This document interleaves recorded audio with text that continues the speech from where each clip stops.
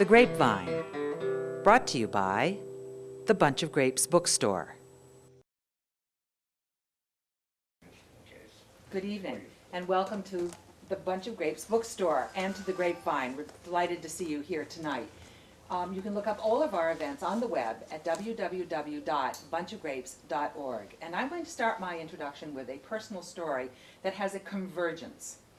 The story starts when I was very little. Growing up in Edgartown, I was blessed to be able to live next door to my grandmother. And my grandmother had a lot of antiques which she put up high, to keep out of the reach of the grandchildren, but she had a corner cabinet in her dining room. And on the corner cabinet were things that we could play with. And one whole shelf held teeth. This is one of the teeth. When I was very little, it was just something to play with. When I was older, I learned that it was a whale tooth. And when I was much older, I was appalled when we were all trying to save the whales. But in the meantime, this obviously was a very old whale tooth, and I didn't have to feel politically incorrect about it. My mother, at one point, decided she would have the teeth decorated. And the convergence is this. Over 35 years ago, I met Tom DeMont as a singer-songwriter. The Unicorn Coffee House. He did a lot of singing at the old Seaview as well as at the Ritz. And I was a great fan of his, along with a lot of you who will remember Tom.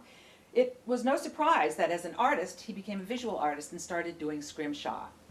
So that when my mother decided that she wanted a tooth to go to each member of the family, she asked Tom to do the artwork, and now the tooth looks like this. And this is my tooth. My brothers and sisters all have teeth as well. Tom did an absolutely stunning job. His Scrimshaw Gallery, Main Street, Edgartown, is a beautiful place to be. It is the place for nautical art. He has paintings, of course, an extensive collection of Scrimshaw, his own and other people's, sculpture, everything. I hope you'll all check out his shop on Main Street. So that's my story about Tom and the whale's tooth. And now you're going to have a lot of questions as the evening goes on. Tom has a lot of information for us. So please help me welcome Tom DeMont. Thank you, Ann.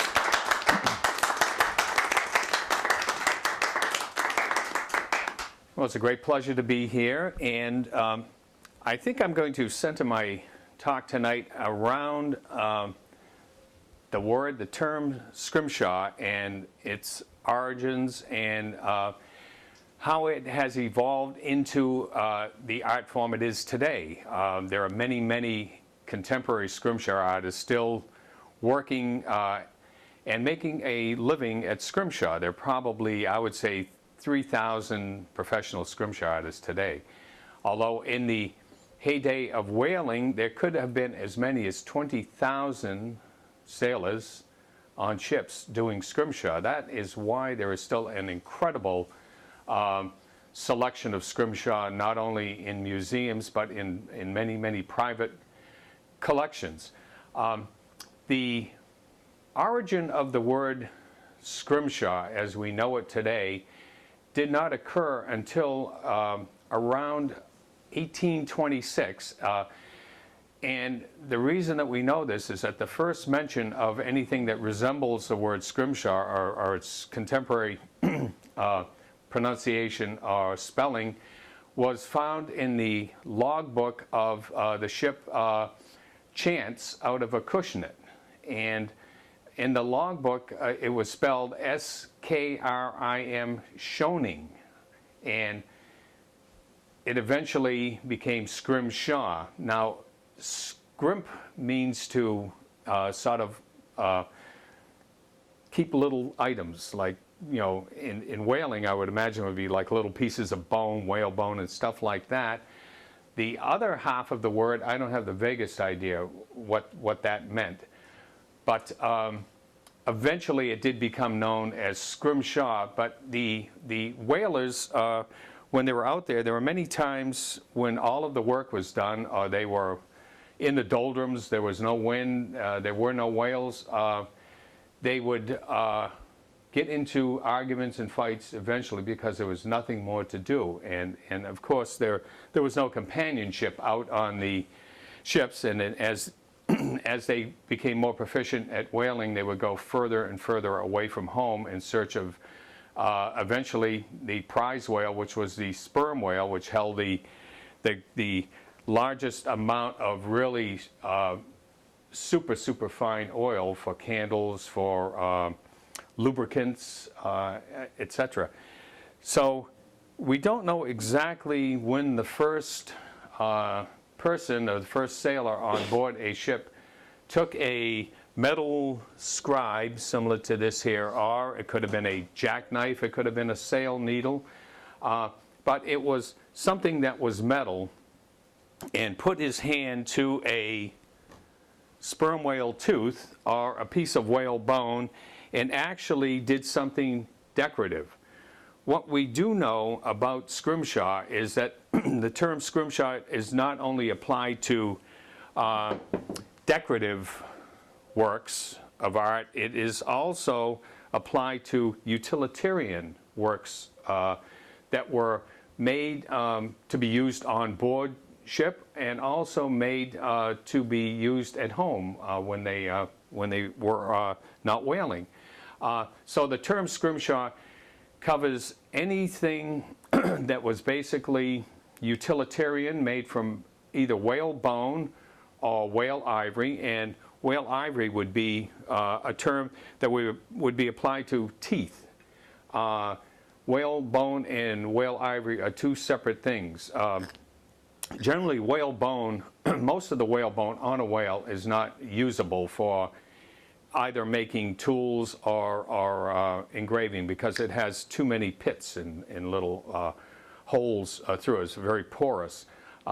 The most coveted whale bone came from the pan bone or the jawbone of the sperm whale, where it connected to the skull.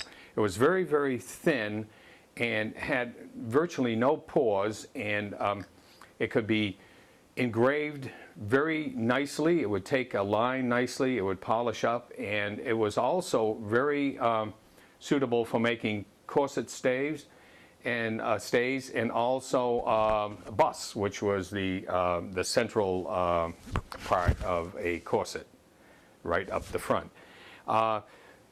The most prized items for engraving were the teeth, but the most of the tools that were made, and unfortunately I didn't bring any tools today because I want to speak basically about engraving, but most of the utilitarian objects that were made from whale bone and occasionally whale teeth.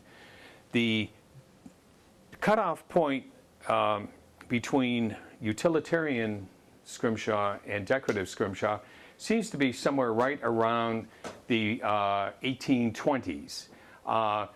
And that is when Scrimshaw started to become known around the United States, at least on the seacoast, and in other parts of the world where whaling ships put in.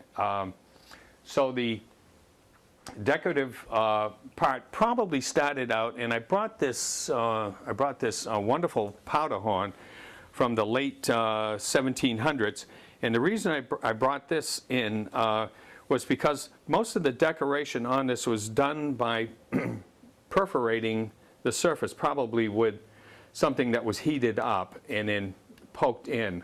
But the first decorative Scrimshaw was done by the sailors who weren't artists, was done basically that way. They would put pinpricks through a photograph or through an illustration from Harper's or a magazine, which they would lay over it, and they would pinprick it, take it off, ink it in so they could see the pinpricks. Then they would just connect the dots. And most of the very, very old original Scrimshaw was done that way.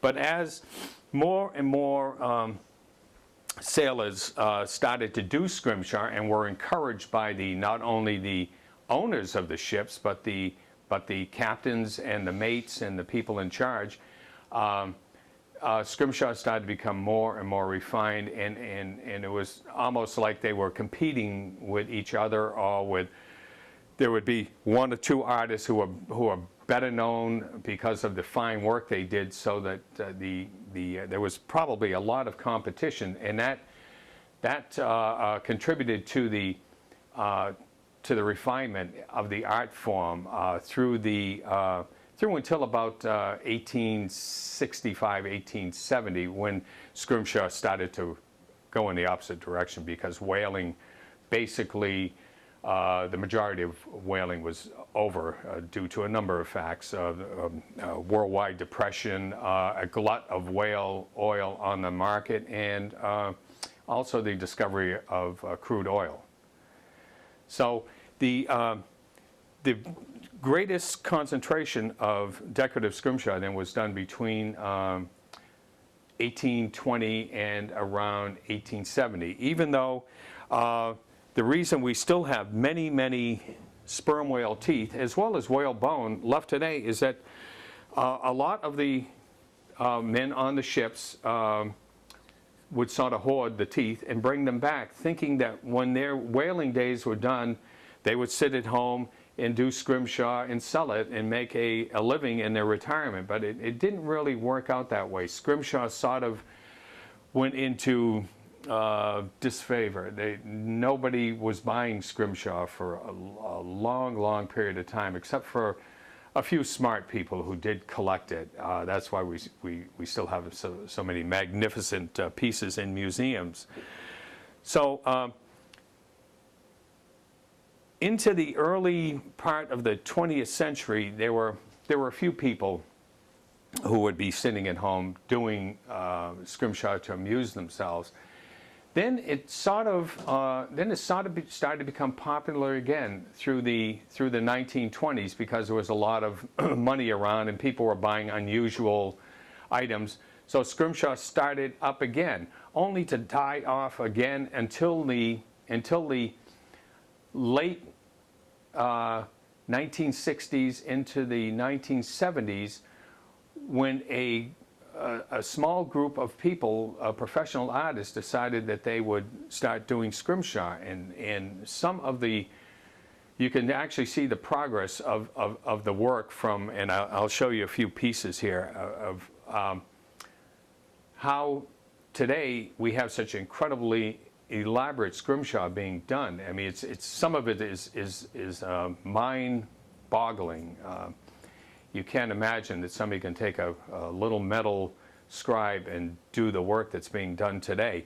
But it all came about through this long progression from, you know, making dots on a piece of bone or on a tooth and connecting them to today, where most of the scrimshaw being done, at least for sale, are done by highly professional artists. Do you have any questions to this point? Mm-hmm. With the technology that's coming around in computers and everything, are they resorting to using computers for etching into? Yes, they are, and it's you can do some fairly sophisticated work now using a computer and laser engraving. Mm-hmm. It looks like scrimshaw, but it really isn't scrimshaw. So it's almost full circle from the laying a picture on and poking little dots. Right. So they lay a picture on it and actually use lasers? They actually use very, very pinpoint lasers, and it's they're burning the lines in, but it's almost impossible in some cases to tell the difference. I mean, those of us who handle scrimshaw a lot can tell. There's something about a hand-etched line that even the finest laser engraving, the finest computer program to this point can't really duplicate. But unfortunately, a lot of people who go about into flea markets and a little out-of-the-way antique stores around the country and buy these wonderful pieces of antique scrimshaw end up with things that are done by laser, or they end up with the polymer reproductions, which, for example, I could take this tooth, give it to somebody who could make a very fine latex mold of this, which would pick up even the finest line engravings. Then they would cast it in polymer and then ink it by hand.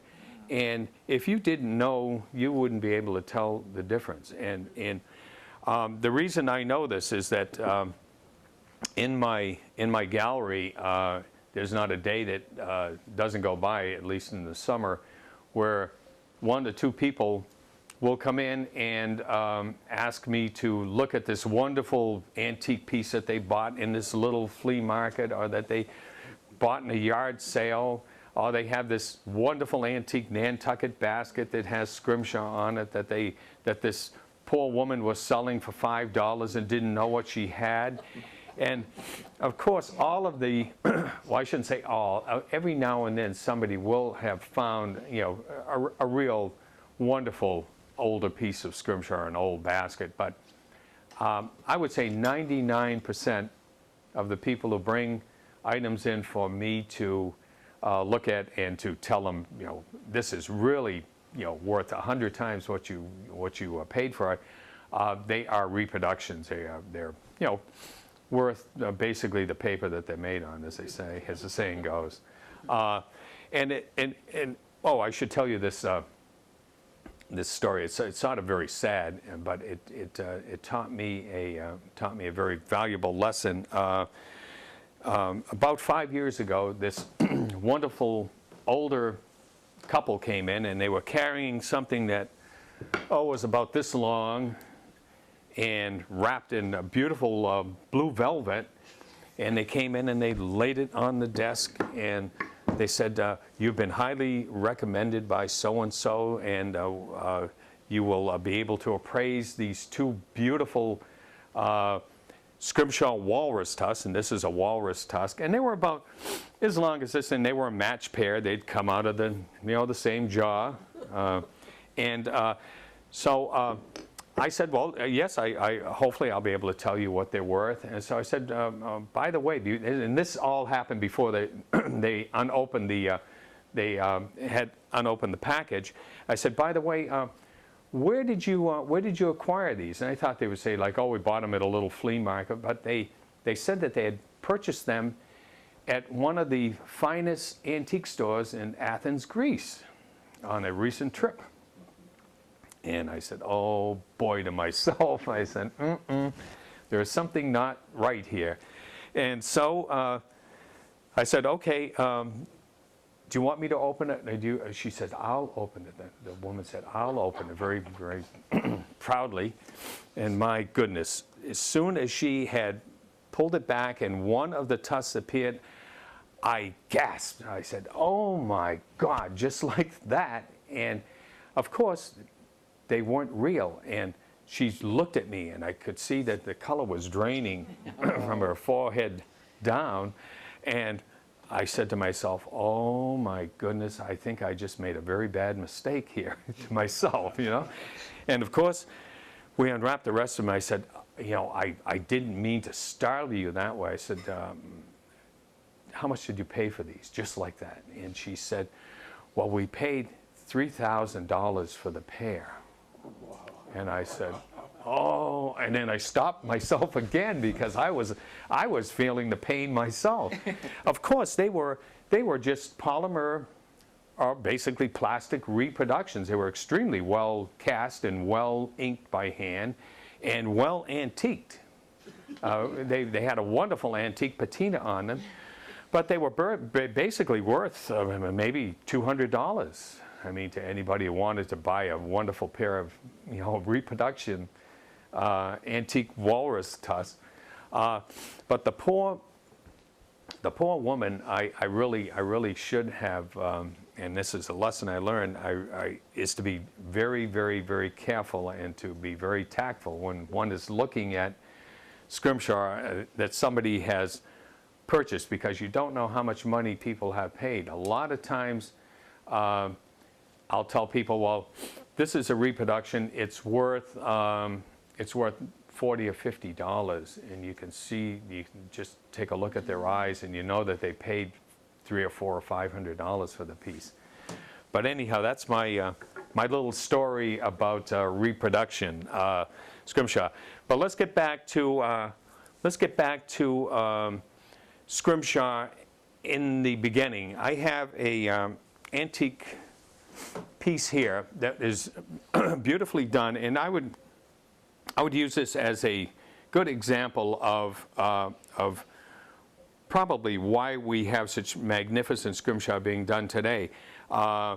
This person was definitely not a professional artist, but obviously had a lot of natural talent who did this piece here. And it's just beautifully engraved. And you can see the, as I mentioned before, you can see the progression through from the 1820s through until the 1870s, and again, almost into the early 1880s, of how scrimshaw became more and more and more refined. Now let's go from a piece like this, and if you want, I'll pass this piece around. You can just take a look at it. And we'll go from there to something that was done, actually I have a couple of pieces here that were done in the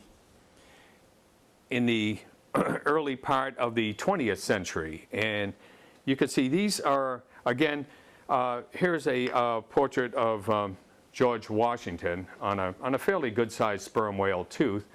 And this piece here was done by a person who, again, was not a professional artist, but had some natural talent. It's a nice composition, and you can say, you could look at this no matter who you are and say, well, that's a portrait of George Washington. And this other little tooth I have here was done, we're looking at something done in the 1940s, and this is just beautifully done. The actual tooth itself has a lot of beautiful, very fine relief carving on it, as well as a wonderful scrimshaw engraving of a full-rigged whaling ship. And I'll pass these around too, so you can see.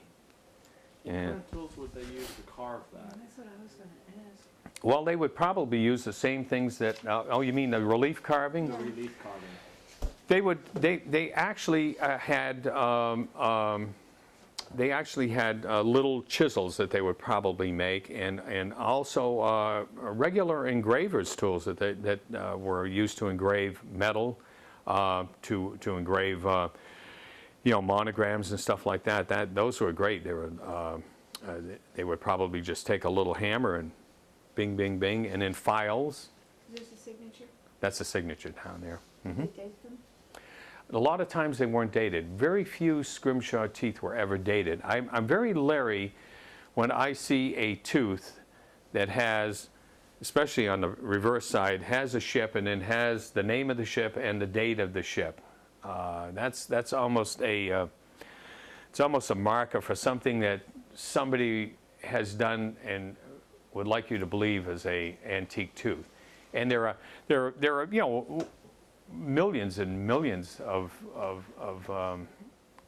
teeth around now, and most of them are reproduction pieces, polymer pieces. But some of them aren't. Some of them are hand-engraved pieces that, especially in England, there are a lot of professional artists who specialize in engraving teeth and making them look like they are period pieces. And they're just beautifully done. But if you know or you handle a lot of scrimshaw, you can generally tell by looking at them that they have been they've been worked to look like they are supposed to be a period or an antique piece. So let's move ahead here. Actually, I'll pass this wonderful powder horn around. Also, as I say, this was done in the late 1700s, and you can see how scrimshaw might well have come from this, but nobody really knows the first person who ever did a decorative piece of scrimshaw. At least to my knowledge, nobody can say, well, it was Joe Smith who did the first piece of scrimshaw. And we really still don't know the origin of the word scrimshaw. There are many, many, many different explanations of how the word scrimshaw came about. But what we do know is that even though it's similar to a lot of different other native art forms around the world, such as Eskimo carvings of animals, and also Eskimo utilitarian tools made from basically walrus bone, whale bone, and walrus tusks, What we do know is that Scrimshaw, as we know it today and from the past, is truly only one of three truly American art forms. The other two are decoy carvings. Nobody had ever done a decoy carving until a decoy carving was done in America. And also our wonderful musical form, jazz. So there are only basically three art forms that we can say totally originated in America. Everything else has its origins somewhere else. Tramp art? What about wooden tramp art? Is that a form that there are tramps all over the world, so is that not purely American? I don't think it is purely American, to be honest with you. Okay, now let's go from this point now into something that is a little more contemporary. We'll go to something that was engraved in the 1960s, and this is a beautiful tooth in the artist.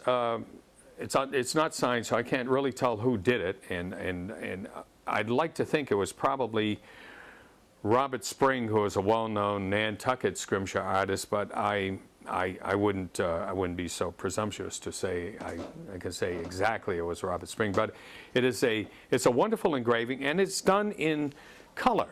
And this was right at the beginning when professional artists started to revive the art of Scrimshaw in the 1960s through the 1970s and early 80s up until today.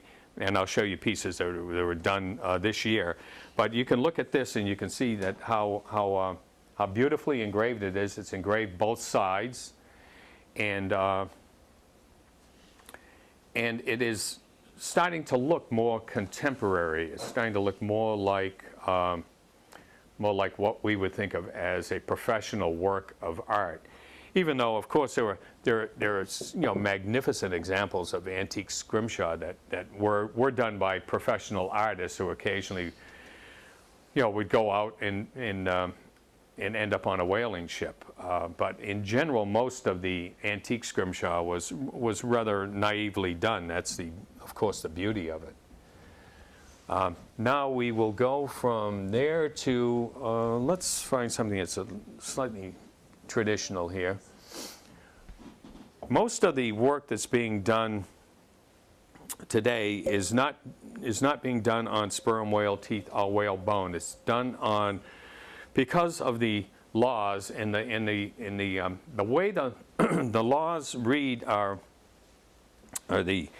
we have to go back to the early 1970s, 1971, 72, when the two major laws were passed, the Marine Mammals Protection Act and the Endangered Species Act, which severely limited any trade in endangered species, whales being endangered, sperm whales, walrus tusk, any marine mammals. So a lot of the professional artists started to go to older types of ivory, such as antique or partially fossil walrus ivory. You can see the color of this piece here.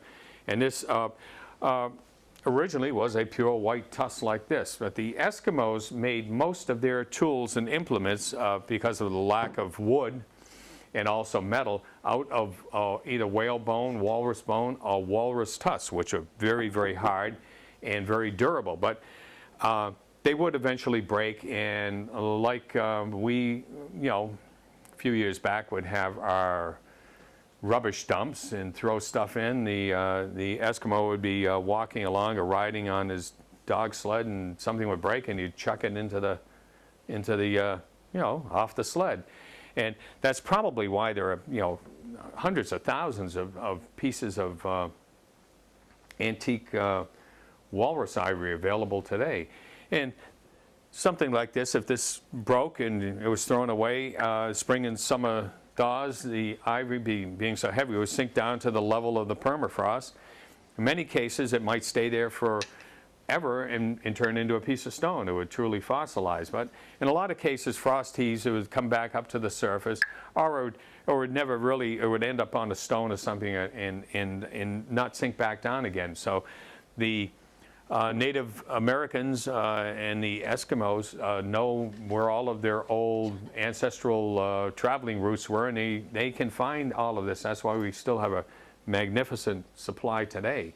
And you can still buy fossil ivory on eBay. You can buy it from a number of different dealers, and it's just as beautiful and just as engravable as anything that is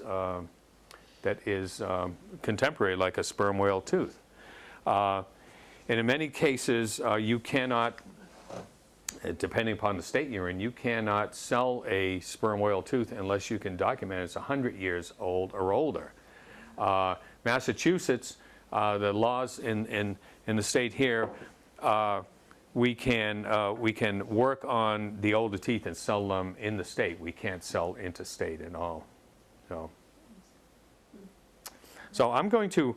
This is a contemporary engraving on a piece of fossil tusk, and I'll pass this around, and you can see how incredibly professionally that's done. Now this is a line or a linear engraving, and there are two different types of engraving being done today.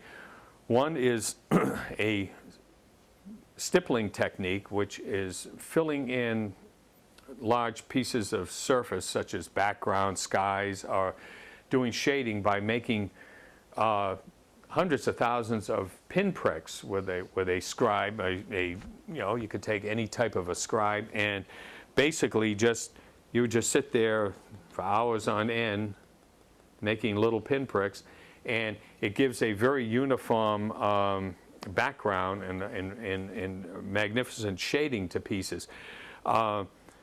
Myself, I basically still like to do a linear technique. I just started doing Scrimshaw that way, and I'll probably finish my Scrimshaw career doing it that way. Even though I do work in color at times, I still love to work in black and white in very traditional techniques. But we will go to a very contemporary piece here that is done in very subtle color, and there is some stippling in here as well as some line work, and it's an absolutely gorgeous engraving. And there are many collectors that are collecting contemporary Scrimshaw because it is so incredibly beautiful and so extremely well done. So I'll pass this piece around here, and this is done on a piece of ancient woolly mammoth ivory. There are vast amounts of woolly mammoth ivory that is being offered for sale on the market now, and it is truly elephant ivory. The woolly mammoths were, of course, elephants, and the reason that it is so well preserved is that most of the animals in the tusks were encapsulated in ice. And of course that made it airtight and preserved indefinitely. The mammoth ivory, when you're looking at this piece, most of it has a little bit of a tint to it. You can see it's a little off-white. Very rarely will you find a piece that is purely white like elephant tusk ivory. I will pass this piece around in a few minutes, but this is a recent commission that I just finished on an incredible piece of ancient woolly mammoth tusk, and it's just beautiful material to work on. And of course it has the same properties as contemporary ivory. Many Scrimshaw artists today will not work on contemporary elephant ivory, although some of them still do, as long as the ivory is very old being 50 years or older, and there's still quite a few older elephant tusks that were brought back by our grandparents from the Orient or from Africa that are perfectly legal to use and to work on. But most of the contemporary Scrimshaw artists now are working on this very, very ancient ivory, which has there are no restrictions on it. You can sell it anywhere, sell it all over the world, and it's just beautiful material to work on. So I'll pass this piece around. It's a commission that I finished for somebody, and it depicts mammoth hunting by the cave men, and you can look at it. There's a lot of very interesting little things happening in there. What did you use to polish it? Well, I can give you an idea of how you'd end up with a piece ready to work on. Here are 3 sperm whale teeth. This tooth here is in its absolute natural form, the way it came out of the jar of the sperm whale. It has a beautiful patina, it's a lovely older tooth, and the way I'm holding it here, this would be the jaw, and this would be the only part that would be above the jaw. Everything else would be below the jaw. So to get a tooth to the point, or any piece of ivory to the point where you can actually engrave it, you'd start out with the tooth, then you would use a jackknife or a metal scraper, and you would scrape all of the ridges off. You can see the back side still has the ridges. This has been scraped. So you scrape all the ridges off. Some people just put it on a grinding wheel or a flat disc on a motor and do it. I still like to scrape it. It's just the entire process seems to be a little more fun if you do it, sort of like the way it was done originally. And then you start sanding it with various degrees of grit sandpaper from about 220 down to very, very fine. And then from there you'd go to steel wool, coarse steel wool down to very fine steel wool. And you don't have to put it on a buffing wheel. You can actually use toothpaste and polish it with a rag like you would, brush your teeth. But most of us have polishing equipment, and use jeweler's rouge, and you keep buffing it until there's not one scratch left on there. And then, as you will see when I pass this piece around, every time you make a scratch with your scribe, I'm not going to do this because I'm actually working on this piece for somebody, but if I were to make a scratch here, put either India ink, etcher's ink, artist oil paint, anything that basically had some sort of ink or color to it, it would go into the scratch. Then I would take a cloth and wipe off the excess, and it would wipe off of the polished part and stay only in the engraving. And that is what Scrimshaw basically is, or decorative Scrimshaw is. So if I understand you right, you polish it first and then do the etching? you polish it first and then do the etching. Because if you don't polish it and you put ink on it, every little scratch or pit or everything is going to, then you would have what would be known as a mess. Technical term. There's no other term I can think of. You would have a god-awful mess. But I'll pass this piece around. You can see I have some pencil sketching. Don't worry if you rub it off. As I say, I keep sketching. And you can see how I've started that piece. Now, once you finish the piece, how then do you seal, or do you even need to seal what you've done?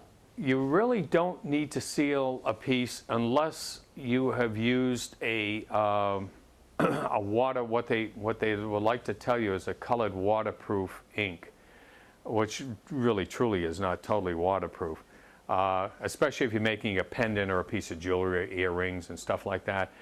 Then you can seal it with spray, any kind of a spray varnish, or you could just take a little brush and paint. I used to do, when I was making earrings and using colored inks, I would take just a urethane and dilute it down a bit and take a very fine brush and just give a coating over the colored engraved part rather than doing the whole piece. Generally, if you do a whole piece, the varnish will eventually flake off of the ivory. It just won't adhere permanently, but it will stay in the engraved part. Some artists use beeswax.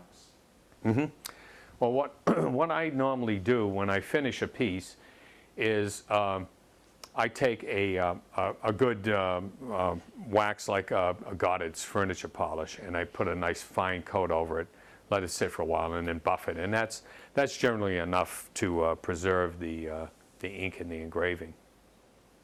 Of course, you don't really have to do anything. You can just leave it plain. I don't on that old piece of tusk I did. I don't think I'm going to put any wax on that. I think it's perfectly fine the way it is.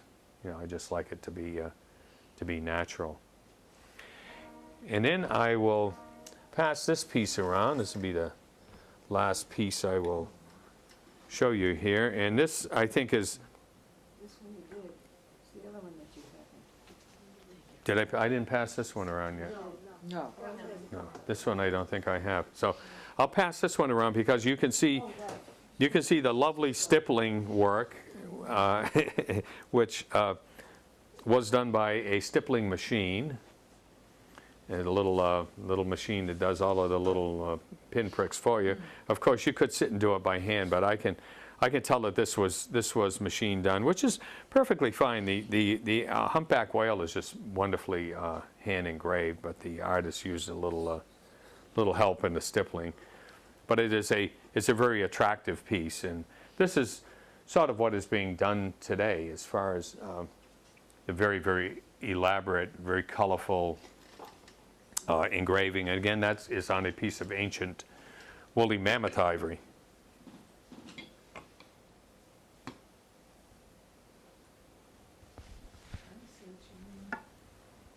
You can see the...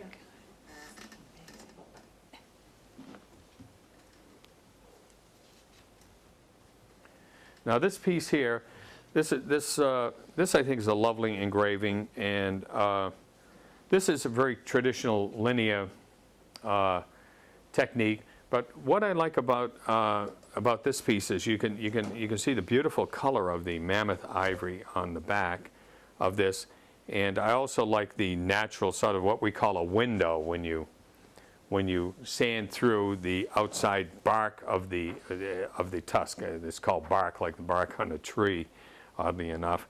But this is, I think, it's just a lovely, very pleasant piece, and it's just beautifully engraved. And there is a little bit of stippling, hand stippling in there, but most of it is done by line. It's some very, very fine line work.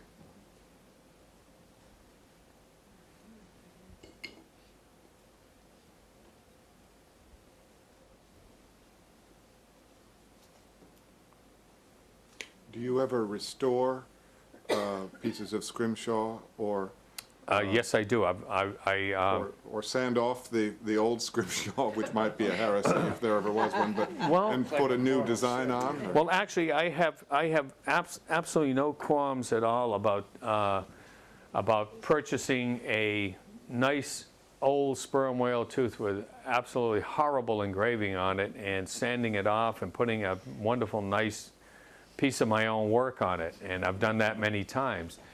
A lot of people, you know, for whatever reason, come in and want to sell Scrimshaw, want to sell a tooth that either, you know, they've bought somewhere or it's been in the family, and a lot of times the engraving is just so horrifically terrible that the only thing you can do is sand it off, or God forbid, sell it to somebody else. But so. Regesso that canvas. Oh, yeah, oh, sure. Like an artist will tell you that. How many times have you gessoed over the top of that canvas? You know, and sometimes 3 or 4 times. You know, you don't waste anything. Wow, this is nice. How does one go about dating? Especially you said that rarely is anything hardly even signed or dated. So how do you go about? A lot of times it's very, very difficult. Some people go by the patina on a piece, but that is not necessarily the best way to do it, because you can take a a tooth like this, which has a nice patina on it, which does go below the surface ribbing on this tooth.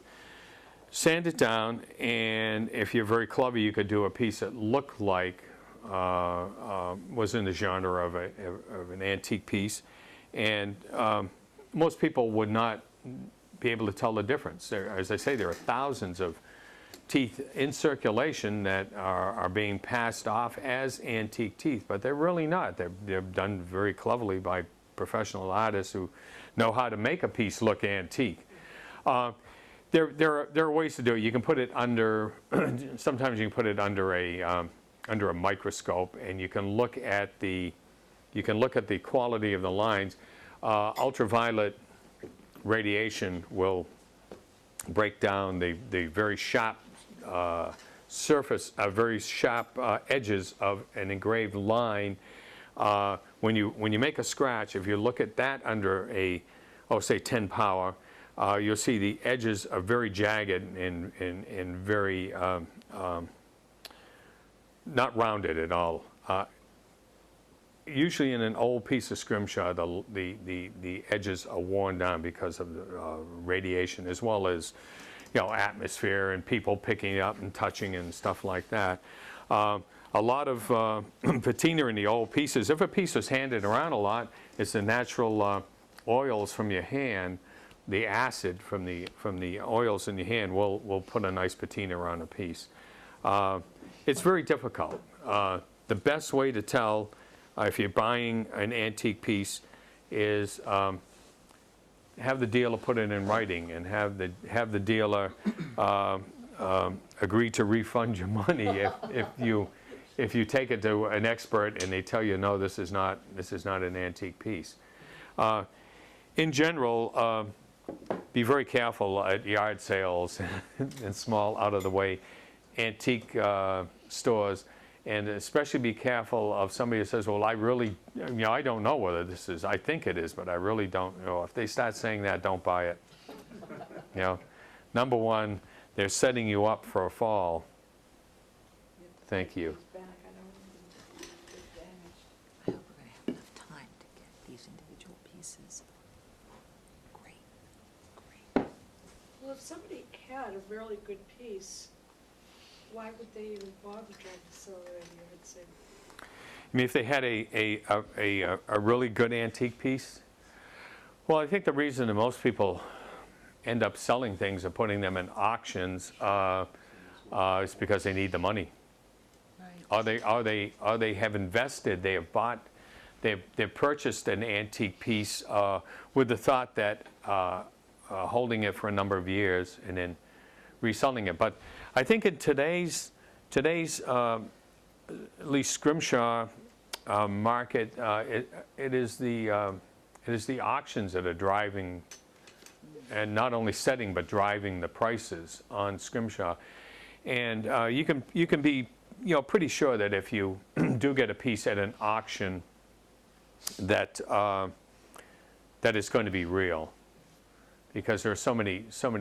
Most of the large auction houses have so many experts that you're almost positive that the piece that you are bidding on is going to be a real antique piece.